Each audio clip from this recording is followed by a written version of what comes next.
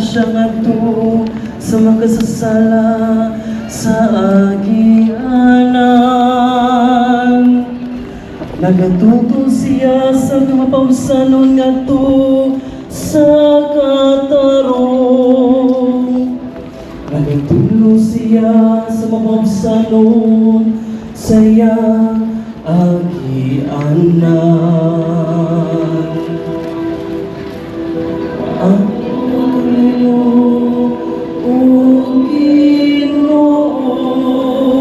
Läksime siis Indrekuga vaatama, kus koha peale saab küünalt panna. Me polnud elu sees näinud nii palju küünlaid. Seal polnud sadu tuhandeid, vaid seal oli 10 000 küünlaid.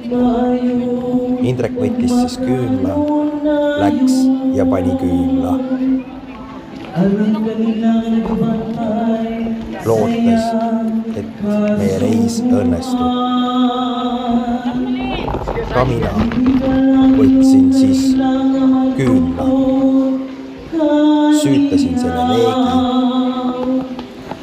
lootes, et reisi ajal kõik õnnelikult läheb, kuna ees oli haidega ujumine, mida me kartsime, aga lootsime, et see õnnestub.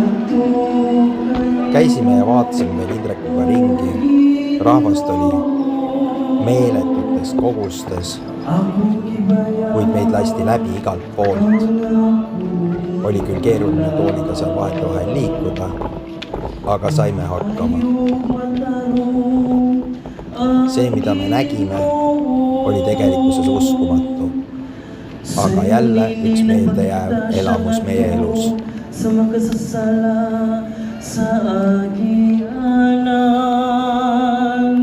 Kui me kirikus olime, siis Indreku küsisin kogu aeg luba. Turvakäest luba, turvaloogutest luba filmida. Samamoodi, kui ma läksin selle lapsega ema juurde nägida. Küsisin kõigepealt ema käest luba, kas ma võin last filmima tulla nägi. Ta andis loa, et tule. Ma kogu aeg igalt poolt küsisin. Ja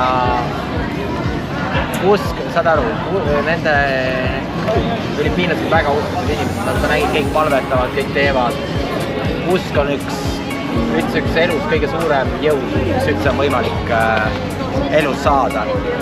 Uskumine ongi see, kuidas pannakse inimesi teisalt raha välja võtma ja asju. See on kõik tegelikult usu teema. Sa suudab panna inimese uskuma millegisse, siis tegelikult usk ongi see, mis elus edasi viib. Samamoodi nagu meie teeme praegu seda saadet. Me ei tea, meil ei ole kellegi seda veel müüa, aga meie usk on see, millega me läbi lööme. Ja elus ongi usk kõige tähtsam, kui sa tahad üldse midagi elus saavutada või teha, peab olema sul usk ja teotahe. Kui sul ei ole usku ja teotahet, siis sa ei jõua kuskile.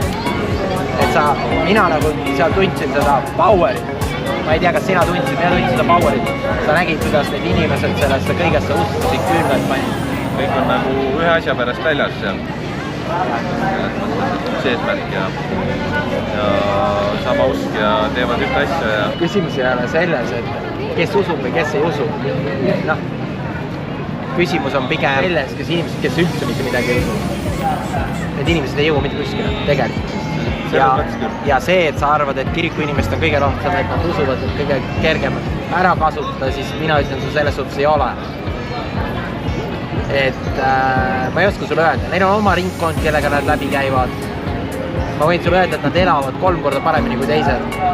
Jah, mõnel on tõesti see usk üle mõistuse, nagu need, ma ei tea. Noh, mina ei sekku. Ei, mina selles mõttes ka ei sekku, et las nad teevad oma asja, lihtsalt see ei ole minu jaoks. Ei, ma saan aru, et... Aga tore on käia ja kultuuri näha ja väga ilusad ja võimsad ja suured tegelikult. Jaa, see sisu see on nagu äge, mis seal toimub, või noh, kõrvalt vaadata on äge. Inimesed lähevad, katsuvad isegi need kujud, mis on kapi sees, panevad käed peale. Lihtsalt see, minul see sisseminek, see tundus siuke nagu no ma ei oska sulle öelda, see tundus nagu rahva ühine jõud, ma ei oska seda seletada. Nagu laulupidu. Jah, see annab energia, vaata, võib-olla nemad teine rahvus ütleb selle peale, et näed, mis nad seal laulavad, mis sa usuvad. Laulavad nagu lambad seal kõik koos. Jah, et igas kultuuris on omad eripärad ja omad asjad. Lähme hüppame sisse.